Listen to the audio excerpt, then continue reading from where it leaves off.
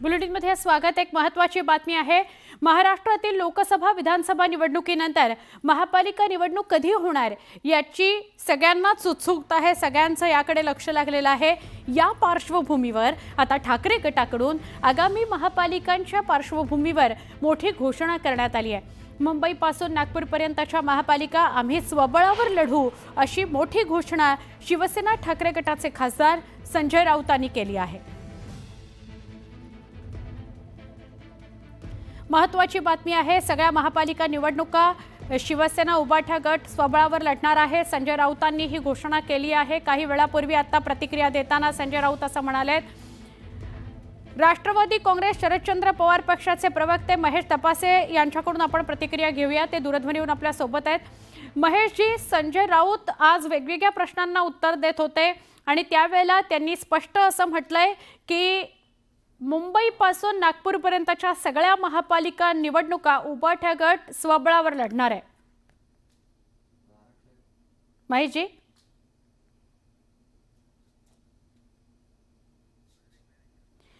आपल्याबरोबर महेश तपासे उपस्थित आहेत, त्यांच्याशी बोलूया। महेश जी, आपली काय प्रतिक्रिया? संजय राऊतांनी जे वक्तव्य केले की सगळ्या महापालिका निवडणुका शिवसेना उबाठा गट स्वबळावर लढणार आहे।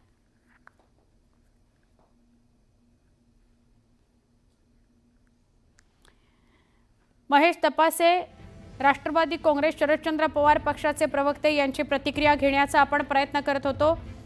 संजय राऊतांनी एक मोठं विधान केलेलं आहे। संजय राऊत असं म्हणाले, म्हणजे त्यांनी 2-3 विषयांवर खरं तर चर्चा केली। एकतर शिवसेना भाजप उबाठा एकत्र येणार का याविषयी त्यांनी भाष्य केलेलं आहे।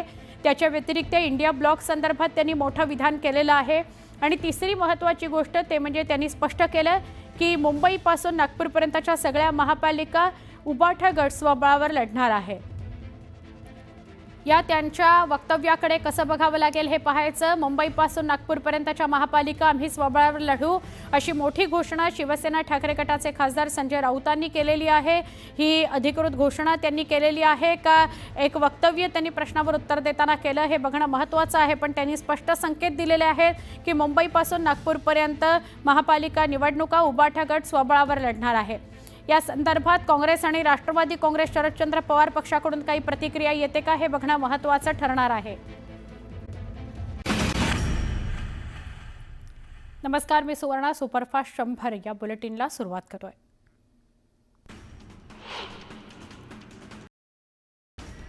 उद्या शिर्डीत भाजपचं भव्य अधिवेशन होणार आहे। केंद्रीय गृहमंत्री अमित शहा आणि भाजप अध्यक्ष JP नड्डा यांची विशेष आता स्थानिक स्वराज्य संस्था असणार आहे। इतर पक्षात गेलेले बंडखोर भाजप नेते पुन्हा भाजपमध्ये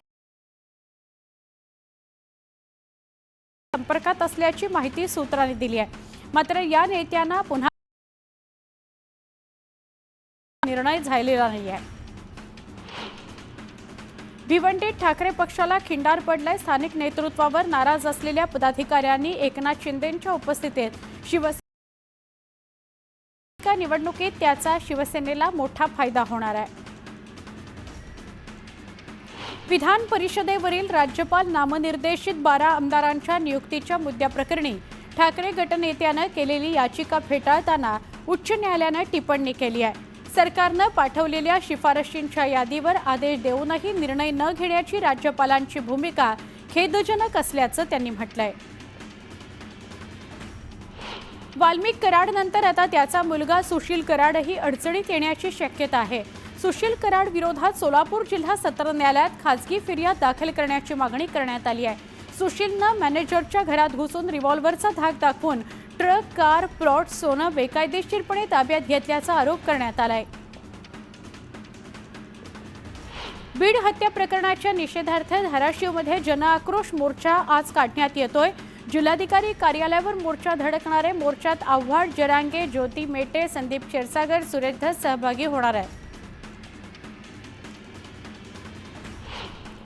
गोकुळ दूध संघानं म्हशीच्या दूध खरेदी दरात 2 रुपयांना वाढ केली आहे। 1 लिटरला 56 रुपये असा नवा दर लागू करण्यात आलाय। त्यामुळे शेतकऱ्यांना फायदा होणार आहे।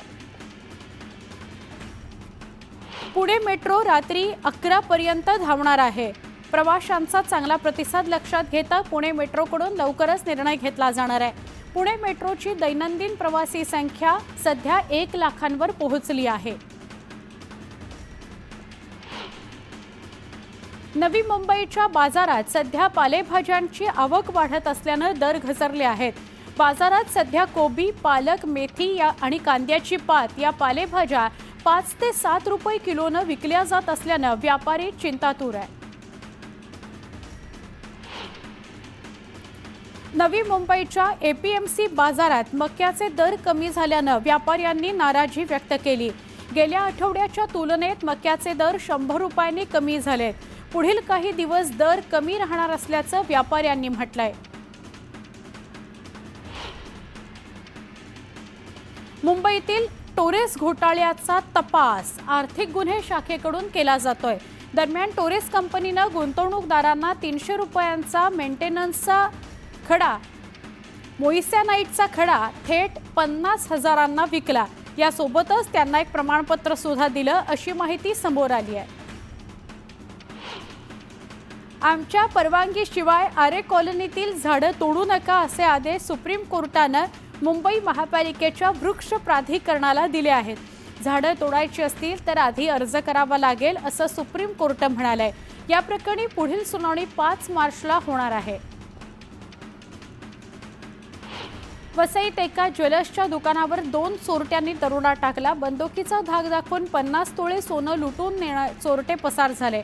अग्रवाल कौल सिटीतील हे सीसीटीव्ही समोर आलं असून पोलिसांच्या 6 टीम्सकडून आरोपींचा शोध सुरू आहे. कल्याणमध्ये मद्यधुंद कार चालकानं 8 ते 10 दुचाकींना जोरदार धडक दिली. पोलिसांनी कार चालक अनिल तिवारीला ताब्यात घेतलंय. कल्याणच्या चिराग हॉटेल परिसरात हा अपघात झाला. भारतरत्न डॉक्टर बाबासाहेब आंबेडकर यांच्या स्मारकाचं निम्मं काम पूर्ण झालं आहे. प्रख्यात मूर्तिकार राम सुतार यांच्या हस्ते दिल्लीत बाबासाहेबांच्या पुतळ्याचं काम सुरू आहे अशी माहिती MMRD यांनी दिली आहे. सिंधुदुर्गातील मालवणमधील राजकोट किल्ल्यावरील पुतळा दुर्घटनेप्रकरणी 2 आरोपींना पोलिसांनी अटक केली होती. या प्रकरणातील दुसरा आरोपी जयदीप आपटे याला देखील मुंबई उच्च न्यायालयानं जामीन मंजूर केलाय. कुर्ला बस अपघात प्रकरणातील आरोपी संजय मोरे याचा जामीन अर्ज सत्र न्यायालयानं फेटाळलाय. न्यायालयीन कोठडी सुनावल्यावर मोरे यानं जामिनाकरता अर्ज केला होता, पण सत्र न्यायालयाचे न्यायमूर्ती पाठाडे यांनी त्याचा जामीन अर्ज फेटाळला. गेल्या वर्षीच्या तुलनेत तीळ आणि गूळ दोन्हीही महागल्यानं संक्रांतीच्या गोडव्यावर संक्रांत आली आहे. गेल्या वर्षी तिळाचे दर हे 160 रुपये प्रति किलो 185 रुपये प्रति किलोवर गेलेत. गुळाचे दर 45 ते 50 रुपयांवरून 60 रुपयांपर्यंत पोहोचलेत. तर साखरही 5 ते 10 रुपयांनी महागली आहे.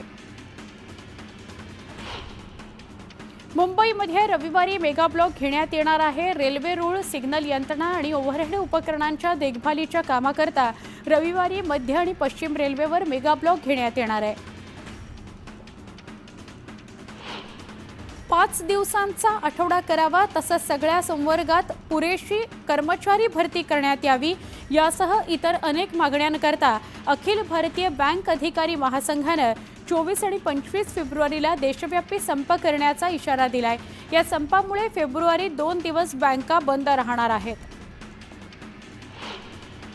गेल्या 2 महिन्यांपासून शहरातील हवेचा दर्जा खालावल्यामुळे मुंबई महापालिका आणि महाराष्ट्र प्रदूषण नियंत्रण मंडळानं कडक कारवाई करण्यास सुरुवात केलेली आहे. यामुळे काही दिवसांपासून मुंबईतील बहुतांश ठिकाणी हवेची गुणवत्ता मध्यम श्रेणीत नोंदवली जाते. औष्णिक वीज प्रकल्पांमध्ये डिसल्फरायझेशन युनिट यंदाच्या वर्षीपासून बसवण्याची सक्ती 2 वर्ष लांबणीवर गेली आहे. त्यामुळे प्रति युनिट 35 ते 40 पैसे वीज दरवाढीची भीती तुर्तास टळली आहे. उत्तर कोकण आणि मध्य महाराष्ट्रात आजपासून पुढचे 4 दिवस तुरळक पावसाचा अंदाज आहे. या काळात किमान तापमानात वाढ होण्याचा अंदाज आहे, परंतु गारठाही कायम राहण्याची शक्यता आहे. एसटी महामंडळानं तयार केलेल्या ॲपच्या माध्यमातून प्रवाशांना लालपरीचं लोकेशन मोबाईलवर कळणार आहे। एसटी तिकिटावर असलेल्या क्रमांकाच्या माध्यमातून बस स्टँडवर येण्याची वेळ समजणार आहे। एसटीच्या ताफ्यातील सगळ्याच गाड्यांना व्हेइकल ट्रॅकिंग सिस्टम बसवलं असल्यानं ॲपवर बसची माहिती उपलब्ध होणार आहे। राज्य परिवहन महामंडळाच्या ताफ्यात 14,000 बसगाड्या असून 2400 गाड्या 13 ते 14 वर्षांपूर्वीच्या जुन्या आहेत। या गाड्या वाटेतच गाड्या बंद पडण्याचं प्रमाण वाढलंय, त्यामुळे उत्पन्नापेक्षा 471 कोटींचा अधिकचा खर्च अशी महामंडळाची स्थिती झालेली आहे। केंद्र सरकारनं राज्यांच्या भांडवली खर्चाला गती देण्याकरता आणि त्यांच्या विकास व कल्याणकारी उपक्रमांना आर्थिक सहाय्य पुरवण्याकरता संकलित करामधून 1,73,030 कोटी रुपये निधीचं हस्तांतर केलं आहे। डिसेंबर 2024 मध्ये ही रक्कम 89,086 कोटी रुपये होती। त्या मानानं या महिन्यात अधिक निधी वितरित करण्यात आला।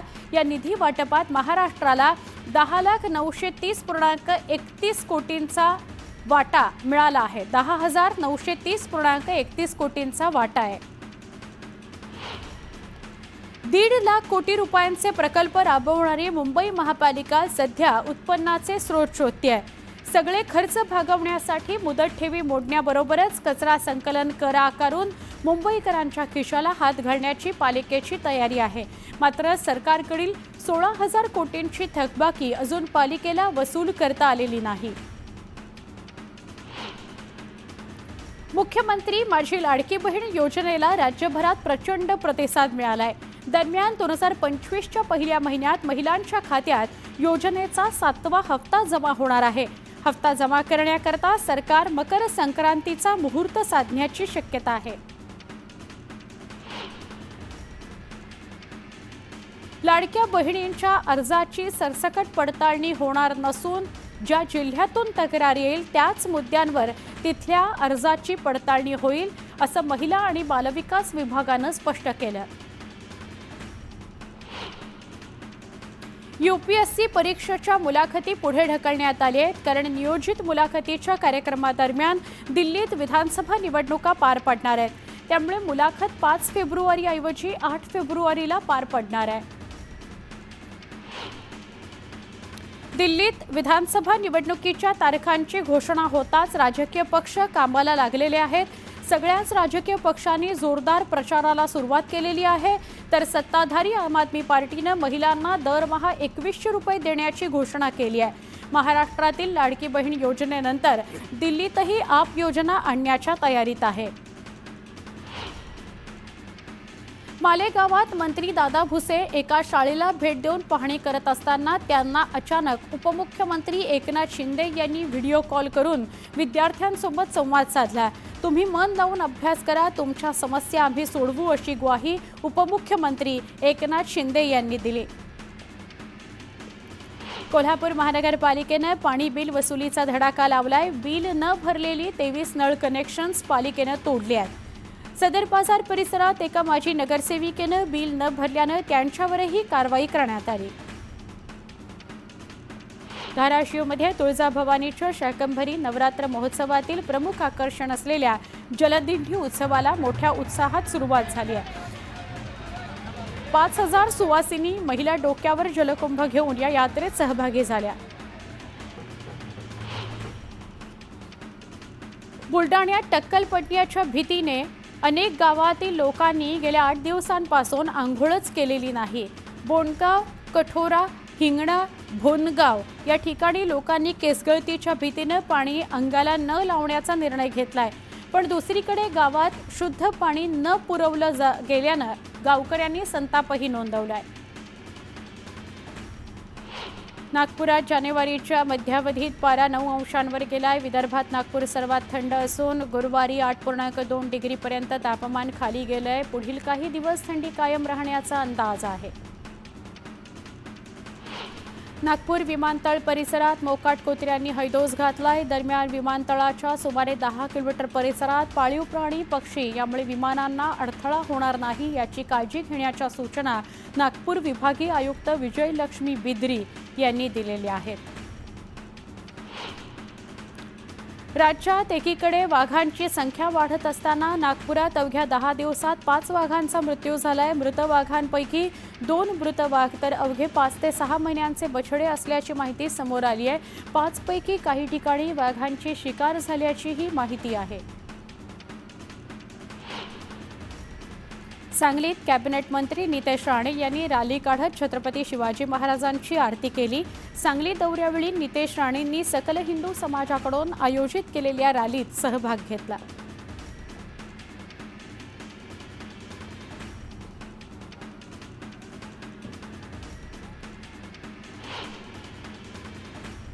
एक छोटासा ब्रेक. आपण बघतोय सुपरफास्ट घडामोडी.